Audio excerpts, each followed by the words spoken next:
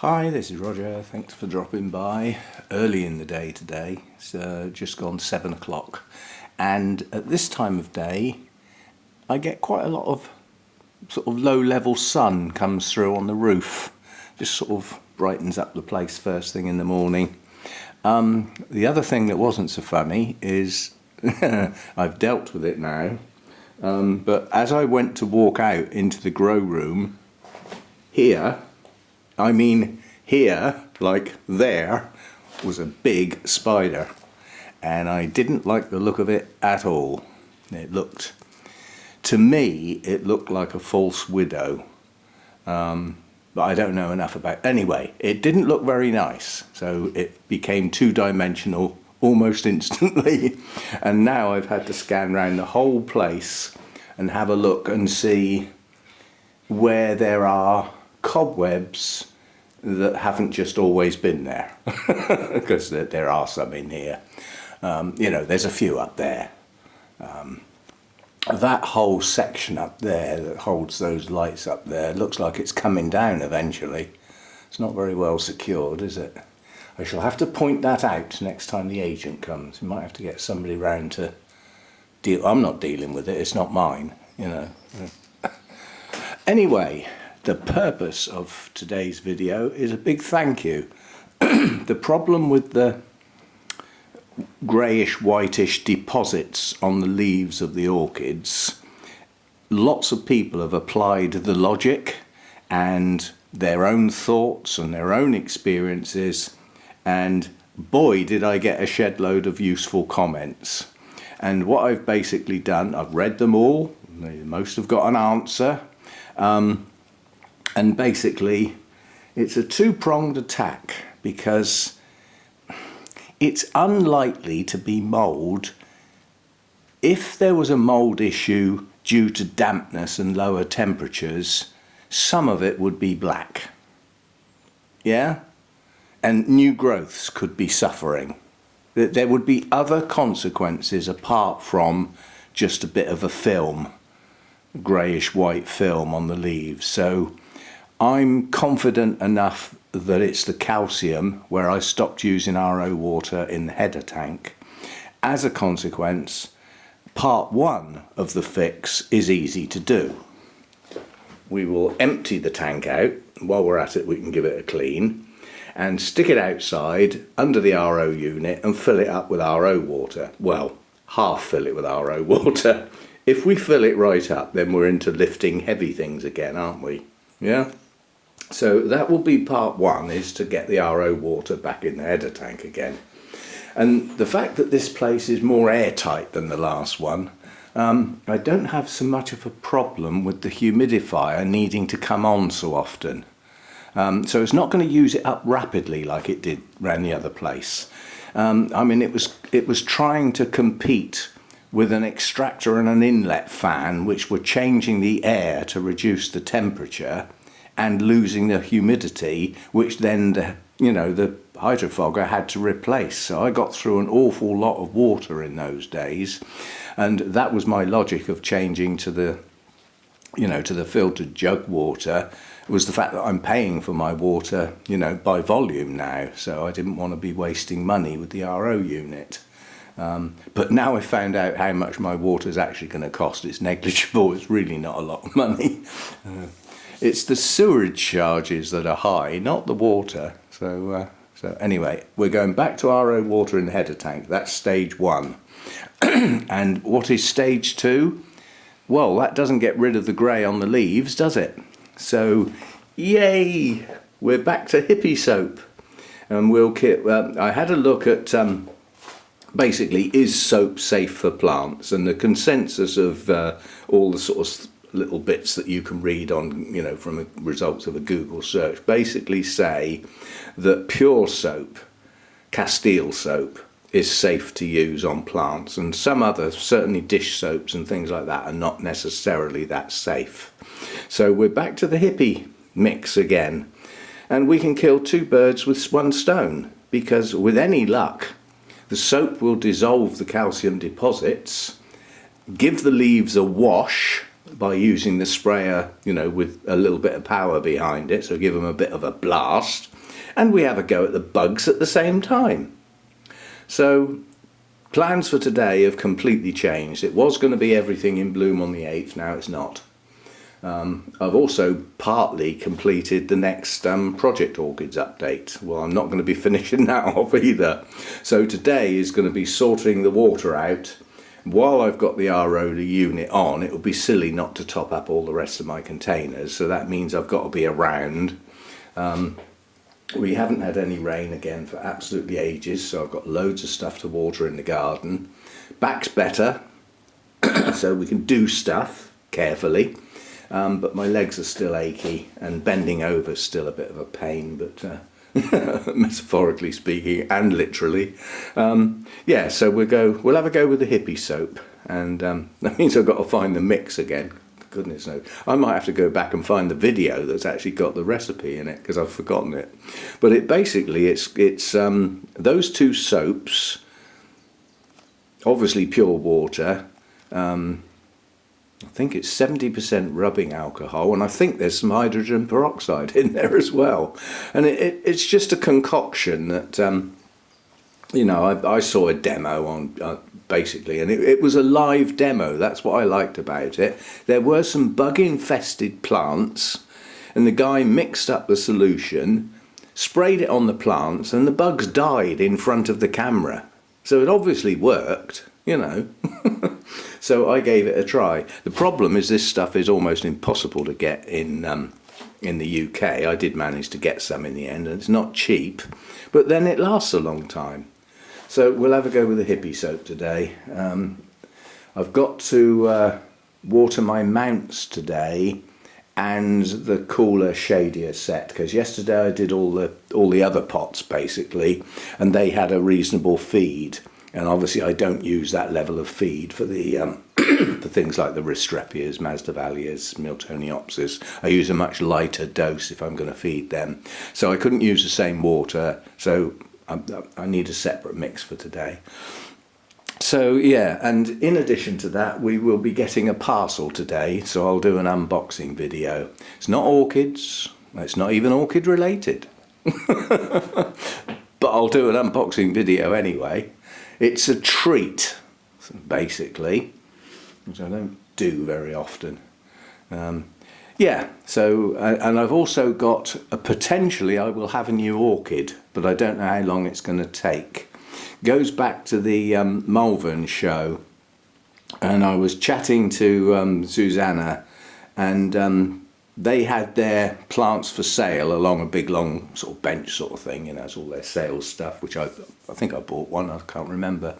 And then on the end of that was their display, which they enter into, you know, it's a competitive thing, Malvern, and the traders are in competition as well, you know. And she had an absolutely gorgeous looking, well, it was a type of orchid I hadn't seen before. Similar to Oncidium, but not Oncidium. And it was white, a good white, not a cloudy white or a creamy white. And it had a tiny, deep purple centre and a mass of blooms on the spikes, a bit like sort of twinkles. I don't mean size-wise, they're bigger blooms than twinkles, but I mean the mass of blooms on the spike. And being in the display, I was cheeky and I said, can I buy that? She said, if I had 20 of those, I'd have sold them all by now before the show even opened. She said that was sold as I was setting up. It didn't even, you know, so it wasn't even on the display and it was already sold. So she said no. And she said, I did have another one round here, but that went straight away first thing on the Friday. So when I got back from Malvern, I sent her an email and said, that particular plant on the display, have you got any more?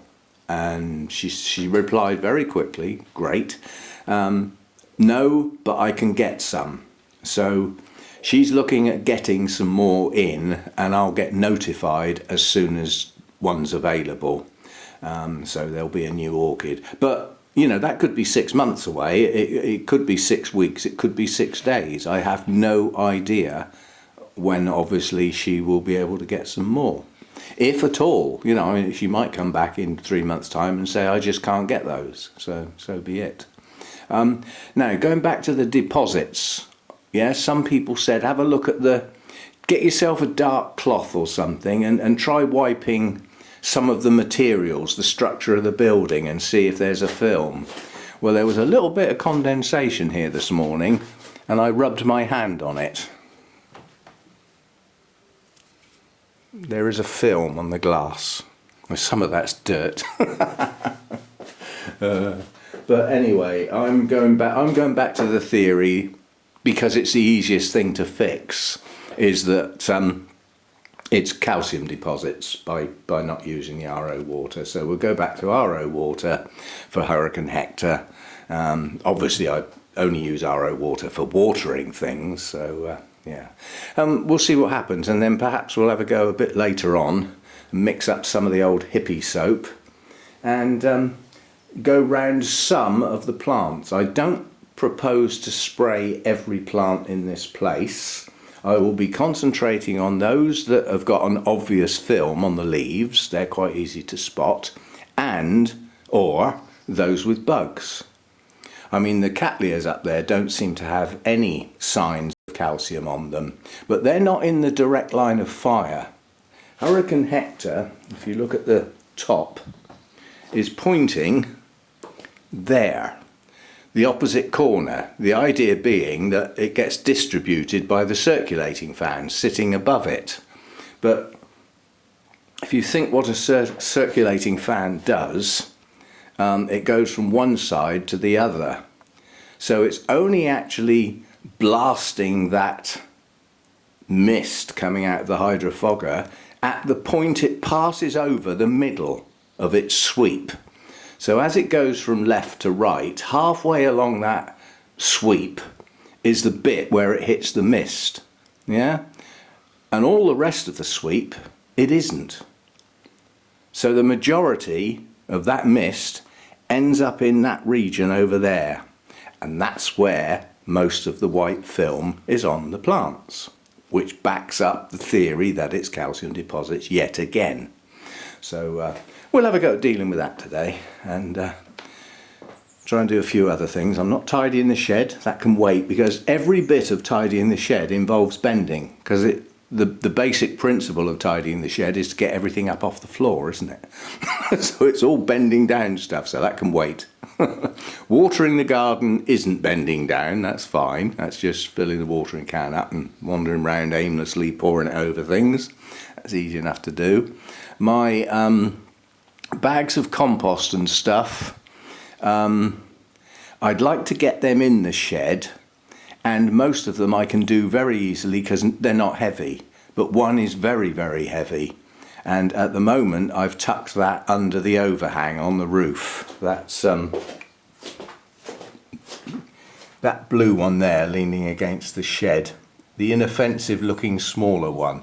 Yeah, that's the heavy one because it's full of dirt. But if you have a look at the shed roof, there's basically a major overhang. See? And it's under there. So even if we did get any rain, which at the moment there is no rain forecast for another week, and it looks like next week we're heading up to the low 30 degrees centigrade again, which we can do without. This lack of rain and heat is not funny for everything that grows in this country, and that includes all our crops. So these long periods of no rain at all down in the south and across the east is just not funny. It seems to be happening every single year now for longer and longer periods as well. Anyway, that's the only heavy bag, and that sort of is undercover. So if we did get some rain, it wouldn't get wet. And all the other stuff is lightweight, so I can pick that up. So we'll get that under cover. Yes, what can we do for you? Other funny noises? Oh dear. Anyway, so that's the plans for today. Lots of bits and bobs to do. And hopefully usefulness. you know. So I often feel sometimes I water the orchids and I don't feel as I've done anything useful.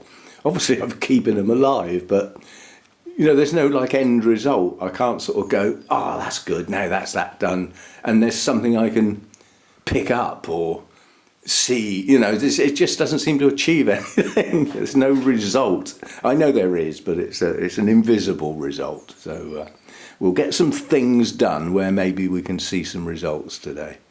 And somebody commented it was good to see Harvey Annam back again. Well, yes, it is. That's why I've been after that for some considerable time. When I lost mine, I was quite upset because I really do like these blooms. And we found another one. So, good stuff. I've got a feeling that came from Spices Arctic. I can't think where else I got it from. So must have done. Anyway, that's enough waffling. I need to get some breakfast now. Yeah, not lunch, breakfast. It's that time of day. And then start chucking water around, I suppose, and get that on the go. And I'll see you next time. Thanks for dropping by, and thanks for your help. You know, when lots of heads get together on a problem, in amongst all those answers are lots of people with the right answer. They tend to be the most frequent answer as well, you know, because everybody else has sort of put their thoughts into it and the logic and everything like that and come up with the advice and guidance. Now, sometimes when I do that, the advice and guidance is exactly what I was going to do. That's not a waste of time. It's backup. You know, when you work on your own and you have no help and no advice, you make your decisions based on just you.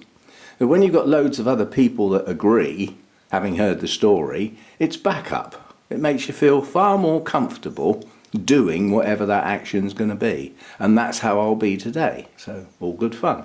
And see you next time. Thanks for dropping by.